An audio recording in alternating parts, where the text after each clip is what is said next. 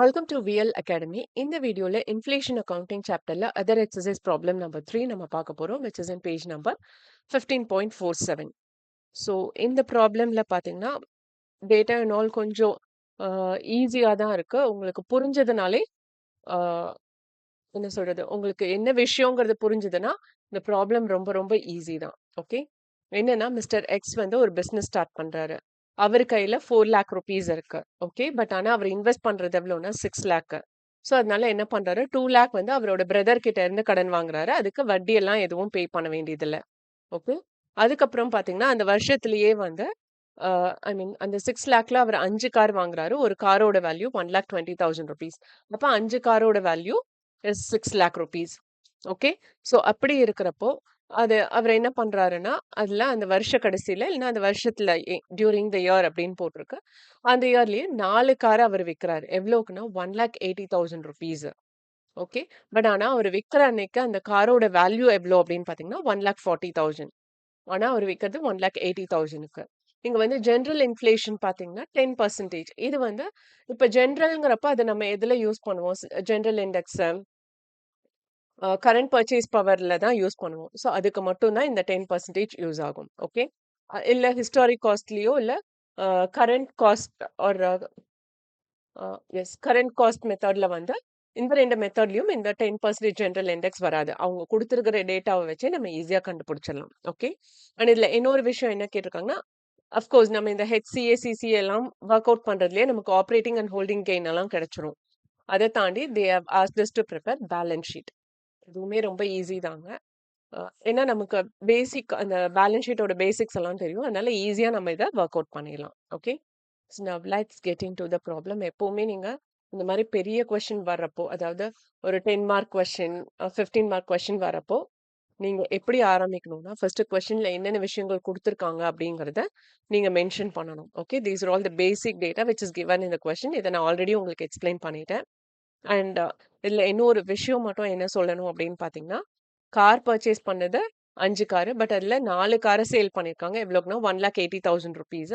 So 1,80,000 rupees into 4 வந்து 7,20,000 rupees அவங்க கேஷா receive பண்ணிருக்காங்க 4 காரை வித்து. ஸோ பேலன்ஸ் நம்ம கையில எவ்வளவு இருக்கு, ஒரு கார் இருக்கு. ஸோ அந்த காரோட கரண்ட் வேல்யூ எவ்வளோ, 1,40,000 rupees. ஓகே, ஸோ இவ்வளவுதான் கொஸ்டின்ல கொடுத்துருக்காங்க. இதை வச்சு நம்ம ஃபர்ஸ்ட் ஹிஸ்டாரிக் காஸ்ட் கண்டுபிடிச்சிடலாம்.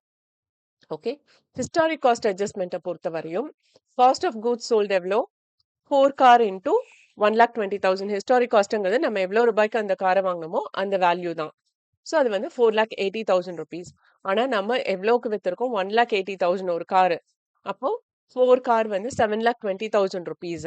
அதுல இந்த கரண்ட் வேல்யூ சாரி அதுல ஹிஸ்டாரிக் வேல்யூ 4,80,000 லெஸ் பண்ணோம் அப்படின்னா balance amount is a profit as per historic cost adjustment. Okay, 2,40,000 நமக்கு லாபம்.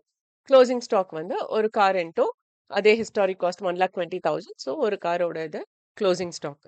ஓகே, ஸோ இவ்வளவுதாங்க ஹிஸ்டாரிக் காஸ்ட்ல வந்து நமக்கு பெரிய கன்ஃபியூஷன்ஸே இருக்காது. நம்ம அந்த காரை எத்தனை ரூபாய்க்கு வாங்கினோமோ அந்த ரூபாயை வச்சே நம்ம எல்லாத்தையும் கண்டுபிடிச்சிடலாம். ஓகே, அதுல வந்து 4 கார் வித்ததுக்கான வேல்யூ வந்து இங்க எவ்வளோ 7,20,000 rupees. ஆனா அதோட ஆக்சுவல் காஸ்ட் வந்து 4,80,000 based on the historic cost. Balance amount வந்து நமக்கு ப்ராஃபிட். ஸோ கையில இருக்கிறது ஒரு காரு, அதோட ஹிஸ்டாரிக் காஸ்ட் வந்து 1,20,000. So 1,20,000 is the closing stock. இப்போ இந்த டேட்டாவை வச்சு தான் நாம இந்த பேலன்ஸ் ஷீட் ப்ரிப்பேர் பண்றோம். ஸோ கேபிட்டல் எவ்வளோ, 4 lakh rupees. அண்ட் லோன் எவ்வளோ வாங்கியிருக்கோம் பிரதர் கிட்ட இருந்து, 2 lakh rupees. அண்ட் ப்ராஃபிட் வந்து 2,40,000 rupees. ஸோ இதெல்லாம் சேர்த்தோம்னா total is 8,40,000 rupees. Okay, and asset side பாத்தீங்க அப்படின்னா க்ளோசிங் ஸ்டாக் வந்து 1,20,000 rupees. கேஷ் எவ்வளோ ரிசீவ் பண்ணியிருக்காங்க, 7,20,000 rupees. கீழே ஒரு ஃபார்முலா நான் போட்டிருக்கேன், பட் அது வந்து நீங்க அந்த ஃபார்முலா படி போனா you may get confuse. Okay, அதனால அந்த ஃபார்முலாவை அப்படியே erase பண்ணிருங்க. நானுமே delete பண்ணிடுறேன். பிகாஸ் இங்க என்ன ஃபார்முலா கொடுத்துருக்காங்க அப்படின்னா சேல்ஸ் மைனஸ் பர்ச்சேஸ். இப்ப சேல்ஸ் எவ்வளோ பண்ணோம், 7,20,000 rupeesக்கு சேல் பண்ணியிருக்கோம். பர்ச்சேஸ் எவ்வளோ பண்ணோம், 6 lakh rupeesக்கு. அப்ப பேலன்ஸ் 1,20,000 rupees. ஸோ இந்த 6 lakhங்கிறது நம்ம விற்காத ஒரு காரோட இதுவும் சேர்த்து. ஓகே, ஸோ அந்த 1,20,000 பிளஸ் கேபிட்டல் ரீடைன்டு வருது. கேபிட்டல் ரீடைன்டுங்கிறது வந்து 6 lakh rupees. இது சுத்தி சுத்தி ஒரே விஷயத்த கொண்டு வர மாதிரி இருக்கும்.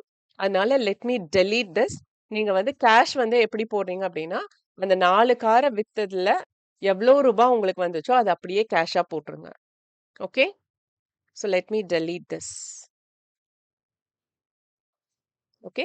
நீங்க இந்த மாதிரி என்டர் பண்ணா போதும். This is very easy.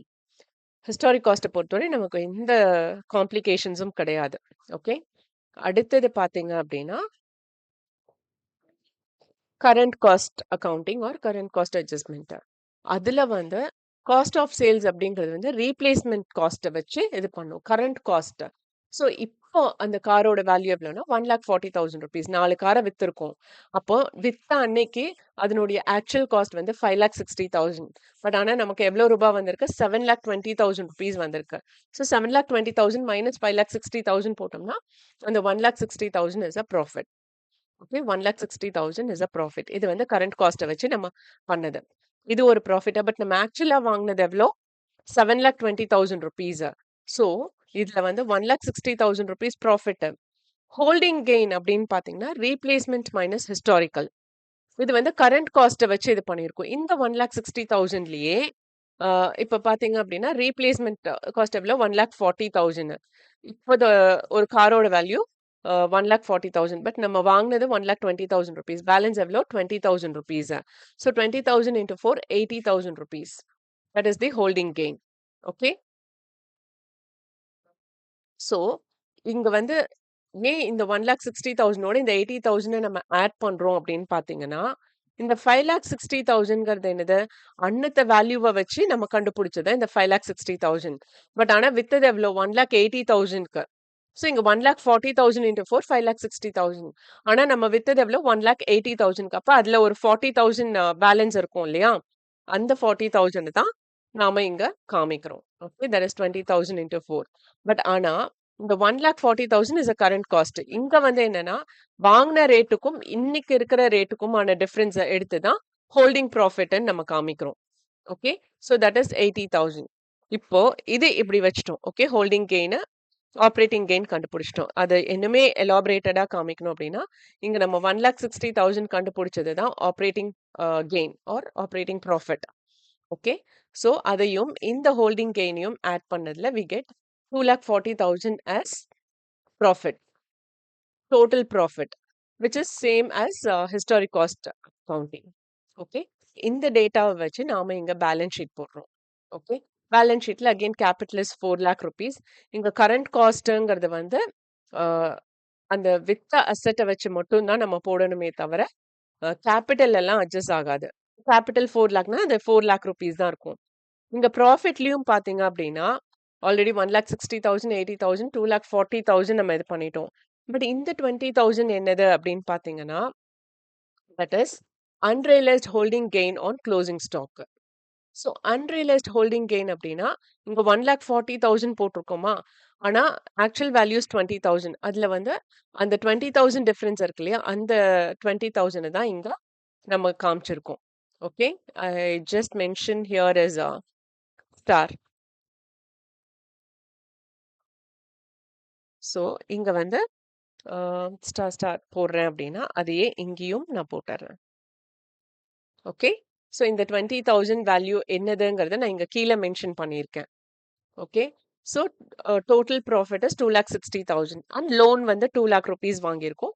அதை அப்படியே எழுதியிருக்கோம். ஸோ இப்போ ரெண்டு சைடும் டோட்டல் பண்ணீங்கன்னா யூ வில் கெட் 8,60,000. இந்த கேஷுங்கிறது நம்ம 4 கார் வித்ததுல நமக்கு வந்த அமௌண்ட். ஓகே, ஸோ ரெண்டு பக்கமும் the total is 8,60,000. Okay,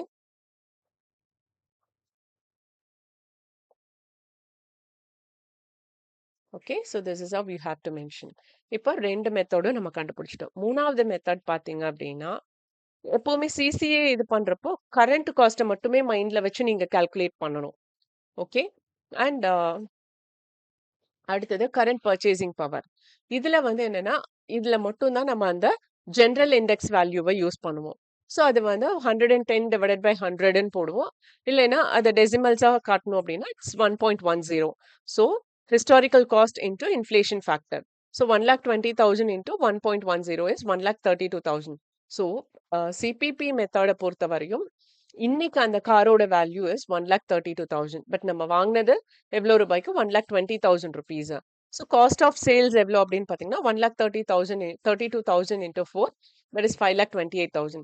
but நம்ம எவ்வளோ ரூபாய்க்கு வித்திருக்கோம்? 7,20,000 rupeesக்கு வித்திருக்கோம். ஸோ அதுலேருந்து இந்த கரண்ட் காஸ்ட்டை லெஸ் பண்ணோம் அப்படின்னா 1,92,000 இஸ் தி ப்ராஃபிட். ஓகே, அதில் வந்து ஹோல்டிங் கெயின் எப்படி இது பண்ணோம்னா அட்ஜஸ்டட் வர்சஸ் ஹிஸ்டாரிக்கல். ஸோ இங்க வந்து 1,92,000 அது ஒரு பக்கம் இருக்கா? இப்போ current value is 1,32,000. But historic value எவ்வளோ? 1,20,000. அப்போ பேலன்ஸ் 12,000 வந்து எக்ஸஸா இருக்கு. ஓகே, அந்த 12,000 into 4 இஸ் 48,000. ஓகே, இதுதான் ஹோல்டிங் கெயின். இந்த ப்ராஃபிட் வந்து operating gain. Okay, and this is holding gain. இப்போ நம்ம என்ன பண்ணணும் அப்படின்னா அந்த ப்ராஃபிட் எல்லாம் இதுல எடுத்து போடணும். இந்த சிபிபி மெத்தட்ல இன்னொரு விஷயம் என்ன பண்ணணும் அப்படின்னா நம்ம லோன் வாங்கியிருக்கோம் இல்லையா 2 lakh rupees, இந்த வருஷம் ஸ்டார்டிங்ல தான் அந்த 2 லட்ச ரூபாய் வாங்கியிருப்போம். அப்ப அதனுடைய வேல்யூவுமே இன்க்ரீஸ் ஆகும். ஓகே, இந்த அந்த வருஷ கடைசியில பாத்தீங்க அப்படின்னா அதோட வேல்யூவும் இன்க்ரீஸ் ஆகும். எப்படின்னா அதே இன்ஃப்ளேஷன் ஃபேக்டரை வச்சு நம்ம கண்டுபிடிச்சோம் அப்படின்னா வில் கெட் 20,000. ஸோ அந்த 2 lakh rupees இருந்தது அதோட இப்பத்த value is 2,20,000 rupees. Okay, so அதுதான் நான் இங்க கால்குலேட் பண்ணியிருக்கேன். அண்ட் பியாண்ட் தட் இன்னும் சில கால்குலேஷன்ஸ் இருக்கு, அது டைரக்டா உங்களுக்கு பேலன்ஸ் ஷீட்லயே காமிச்சிருப்பேன். ஸோ இங்க வந்து பாத்தீங்க அப்படின்னா operating profit is 1,92,000 and holding gain 20,000 and monetary gain is 20,000. இங்க 1 செகண்ட், ஹோல்டிங் கெயின் வந்து இங்க 48,000 போட்டிருக்கோம். பட் இங்க ஏன் 20,000 போட்டிருக்கோம் அப்படின்னு நீங்க கேட்கலாம். இந்த 20,000 அப்படிங்கிறது என்னன்னா லைக் 1,20,000 வர்சஸ் 1,40,000. ஸோ அதுல இருக்கிற அந்த 20,000 தான் இது. ஓகே, அந்த 48,000 which is included in 1,92,000. அது நீங்க நல்லா ஞாபகம் வச்சுக்கணும். அதனாலதான் நம்ம அந்த 48,000 எடுக்கல. ஓகே, ஸோ இந்த ஹோல்டிங் கெயின் அப்படிங்கிறது வந்து நம்ம கிட்ட ஒரு கார் கையில இருக்கு இல்லையா, அந்த கார்ல இருக்கிற அந்த ஹோல்டிங் கெயின் தான் இந்த 20,000. ஓகே, ஸோ ஏன்னா அது வந்து என்ன சொல்றது லைக் அந்த காரோட வேல்யூ இப்ப வந்து 1,40,000, நம்ம வாங்கினது 1,20,000. ஸோ அந்த 1,32,000 எல்லாம் நீங்க அதை எடுக்க வேண்டாம். ஓகே, வாங்கினப்ப நம்ம எவ்வளவு ரூபாய் செலவு பண்ணோம், இப்ப அதனுடைய மதிப்பு என்ன, ரெண்டுக்கும் ஆன டிஃபரன்ஸ் தான் இந்த ஹோல்டிங் கெயின். ஓகே, அண்ட் இதெல்லாம் டோட்டல் பண்றப்ப வில் கெட் 2,32,000. இது மைண்ட்ல வச்சுக்கோங்க. இப்ப நம்ம பேலன்ஸ் ஷீட்டுக்கு போறோம்.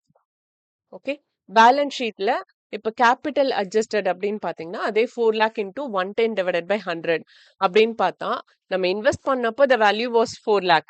அதோட வேல்யூ இப்ப எவ்வளோன்னு பாத்தீங்கன்னா 4,40,000. ஸோ அதைத்தான் நாம இங்க காமிக்கணும். அது மாதிரி சிபிபி ப்ராஃபிட் இது வந்து நான் உங்களுக்கு அங்க டேபிள் ஃபார்ம்லயே காமிச்சிருக்கேன். ஆல்சோ இங்கேயும் நான் உங்களுக்கு தனியா காமிச்சிருக்கேன். ஸோ இதெல்லாம் டோட்டல் பண்ணோம்னா வில் கெட் 2,32,000.